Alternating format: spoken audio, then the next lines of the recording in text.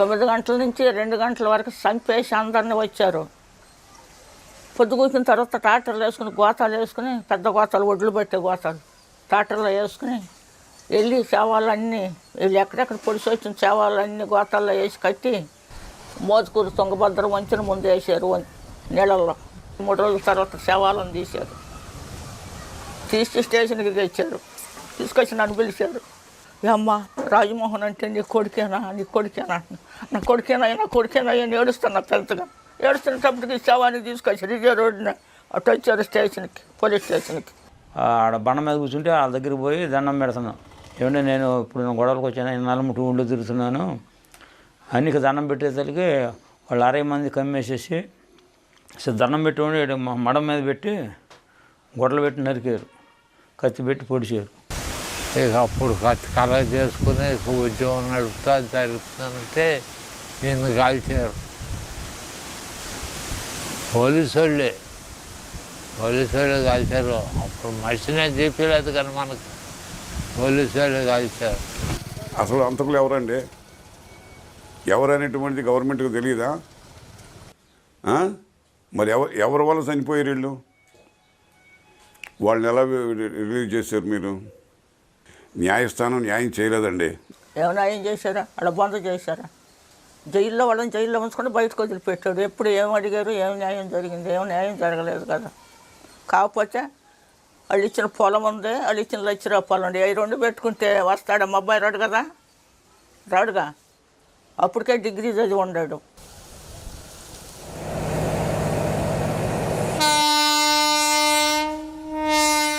అంగలకుదురు రాజమోహన్ అప్పటికే డిగ్రీ చదివిన విద్యావంతుడు.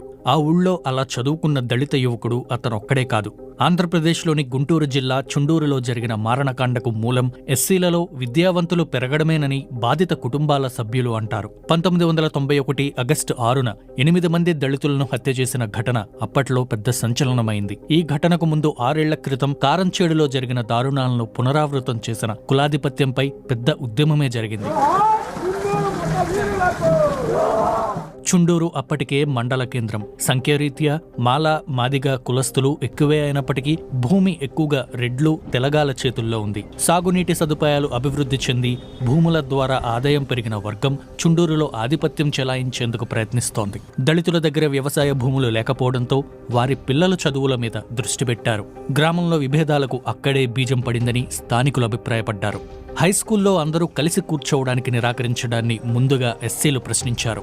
అక్కడే వివాదం మొదలైందని స్థానికులు చెబుతున్నారు. 1991 జూలై 22న స్థానికంగా ఉన్న సినిమా థియేటర్లో ఎదుటి కుర్చీకి కాలు తగిలిందనే కారణంతో ఎస్సీ యువకుడు రవిపై దాడి జరగడం, దానికి ఎస్సీ యువకులు ఎదురు తిరగడంతో పరిస్థితి తీవ్రస్థాయికి చేరింది.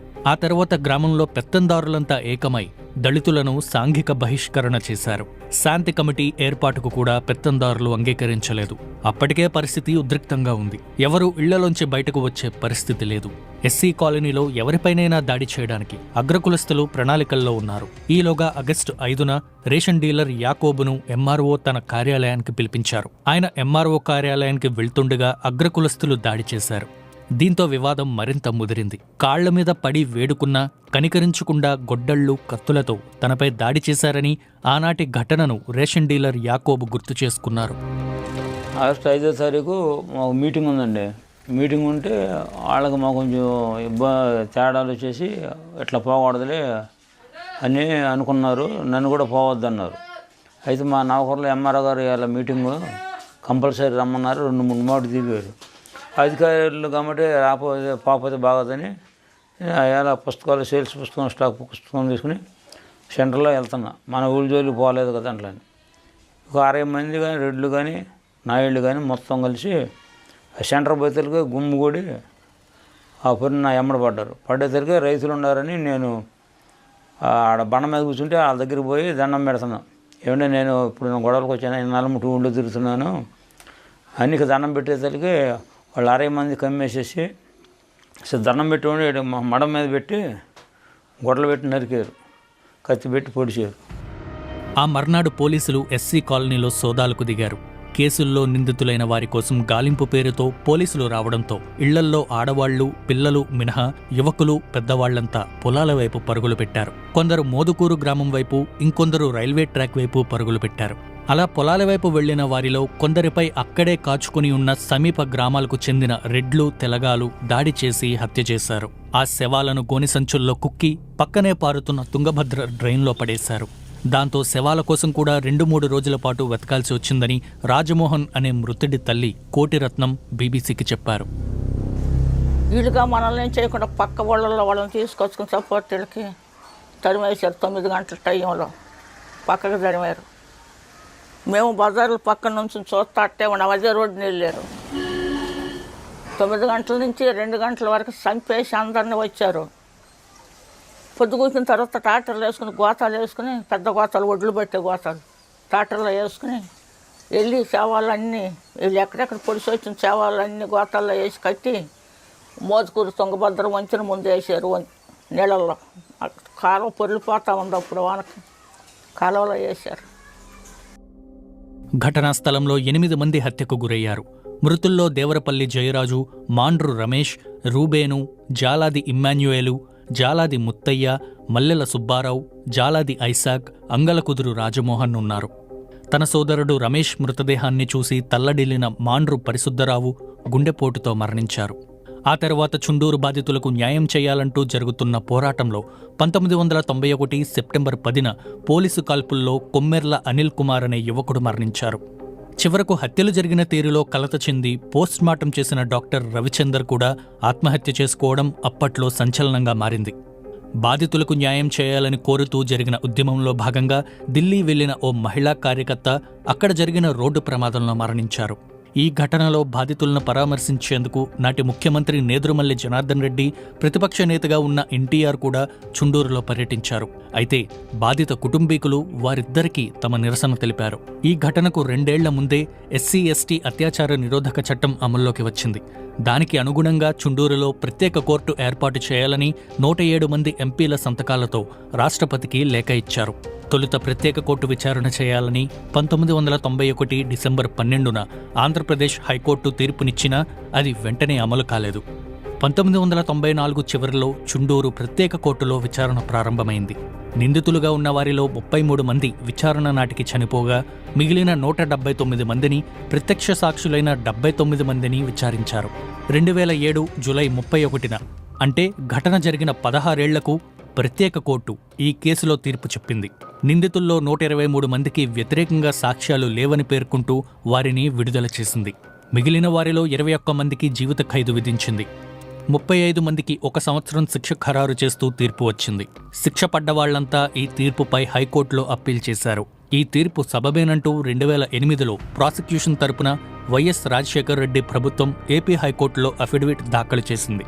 కానీ 7 ఏళ్ల విచారణ తర్వాత 2014 ఏప్రిల్ 22న చుండూరు నిందితులంతా నిర్దోషులని, అప్పటికే శిక్ష అనుభవిస్తున్న వారిని విడుదల చేయాలని హైకోర్టు తీర్పునిచ్చింది. ఆడ 35 మందికి కోర్టు బిగులు రద్దు చేసి వీళ్ళకి లైఫ్ వేసిన దానికి ఇంకో కోర్టు, ఈ కోర్టులో అన్యాయం జరిగింది, ఆ కోర్టులో న్యాయం జరిగింది, అక్కడ అన్యాయం జరిగింది, అక్కడ న్యాయం, అట్లా ఈ కోర్టులన్నీ తిరిగేసి వాళ్ళు బెయిల్ తెచ్చుకున్నారండి. వాళ్ళు నిర్దోషులు.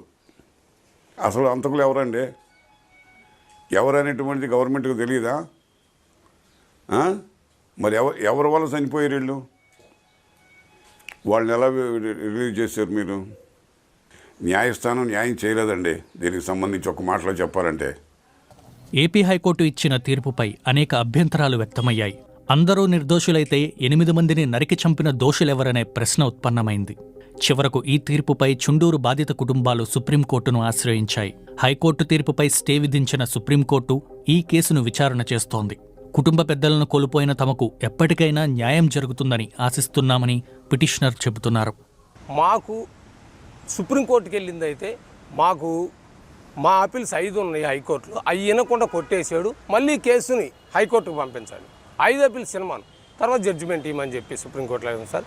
మేము హైకోర్టుకు వచ్చింది కారణం ఏంటంటే మా వాళ్ళని చంపింది 8 మంది, ఉన్న వాళ్ళు అందరు ఉన్నారు. సాక్షులు 60 మంది మీద ఎవిడెన్స్ వచ్చింది. ఆ 60 మందికి అసలు ఎటువంటి పట్టించుకోలేదు. ఈ వచ్చిన 56లో కూడా 21 మందికి లైఫ్ వేసారు తప్ప తర్వాత 1 సంవత్సరం జైలు చేసి అక్కడే బెయిల్ ఇచ్చారు. అయితే మాకేంటంటే ఆ ఒక వ్యక్తిని చంపడానికి అందరు కలిసి వెళ్ళారు కదా, ఒకే రకమైన శిక్ష ఏమని చెప్పి మేము అడుగుతున్నాం సార్. ఆ రోజు జరిగిన ఘటనలన్నీ ఉద్రేకంలో జరిగాయని, ఈ కేసులో శిక్ష అనుభవించి జైలు నుంచి విడుదలైన చిడుపూడి పున్నారెడ్డి అంటున్నారు. దాన్ని ఇప్పుడు అందరూ మర్చిపోయారని వ్యాఖ్యానించారు. ఇప్పుడేం లేదు, అంతా కలిసిమెలిసిపోయాం. ఇప్పుడేం గొడవలు లేవు, పాడలేవు, అంతా ఒకటిగానే ఉంటున్నాం, ఐక్యతంగానే ఉంటున్నాం. ఏమైనా అన్ని పనులు చేసుకుంటున్నాము. వాళ్ళు మా పనులకు వస్తున్నారు, మేము పోతున్నాం వస్తున్నాం, అంతా కలిసిమెలిసిపోయాం. ఏం లేదు, ఘటనలు లేవు, చర్చల్లో అదేదో గాలిదమ్మ వచ్చినట్టు వచ్చింది, కానీ అది రావాల్సింది కూడా కాదు. వచ్చింది పోయింది. పొలాలు కౌలుకేసుకుంటున్నారు, బాగానే వస్తున్నారు పోతున్నారు. అది మాకు రావాల్సింది కాదు అసలు. అదేదో గాలి దుమ్మల్లే వచ్చేసింది, తెలియకుండా జరిగిపోయింది. అది వాళ్ళ తప్పు కాదు, మా తప్పు కాదు. చుండూరు ఘటనలో బాధితులకు ఎకరం చొప్పున భూమి ఇచ్చి ఇళ్లు నిర్మిస్తామని, చదువుకున్న వారికి ఉద్యోగాలు కల్పిస్తామని అప్పటి ప్రభుత్వం హామీ ఇచ్చింది. కానీ ఎకరం చొప్పున భూమి 57 కుటుంబాల వారికే దక్కింది. మిగిలిన వారికి అరెకరం చొప్పున పంచారు. ఎవరికీ ఉద్యోగాలు దక్కలేదని బాధితులు చెబుతున్నారు. నేటికి అరెకరం భూమి కూడా దక్కని వారున్నారని అంటున్నారు. 1989 SC/ST prevention of atrocity act ప్రకారం ఊర్లో కోర్టు పెట్టి విచారించి భూస్వాముల్ని, ధనవంతుల్ని, లేదు అగ్రకుల రెడ్లుని, కమ్మవారిని అక్కడ కోర్టులో విచారించే దశ భారతదేశంలోనే జరగలేదు. అలాగే చుండూరులో కట్టించి ఆ కోర్టులో వారిని విచారించి వారికి శిక్షలు పడేటట్టుగా అటు హైకోర్టు నుంచి సుప్రీంకోర్టు వరకు వెళ్ళినటువంటి మహోద్యమైనటువంటి లీగల్ ఫైట్ కూడా అక్కడ జరిగింది. అంతేకాకుండా చలో విజయవాడ, చలో హైదరాబాద్, చలో ఢిల్లీ లాగా ఒక మొబిలిటీని, దళితులకు నేషనల్ వైడ్ మొబిలిటీని కూడా తీసుకొచ్చింది. ఒక పక్క దళిత ఉద్యమం జాతీయోద్యమ స్థాయిలో దళిత సంఘర్షణ సమితి కర్ణాటక, మరి దళిత ఏలుమలై అటు తమిళనాడు, అటు కేరళ నుంచి అద్భుతమైనటువంటి ప్రయాస్ మూమెంట్, మహారాష్ట్ర నుంచి ఇటు దళిత పాంథర్స్ రామ్దాస్ అటాలే, మరి పెద్ద పెద్ద ఉద్యమకారులందరూ కూడా ఏకం చేసి ఒక మహోద్యమాన్ని జాతీయ స్థాయిలో నిర్మించినటువంటి ఉద్యమం చుండూరు ఉద్యమం.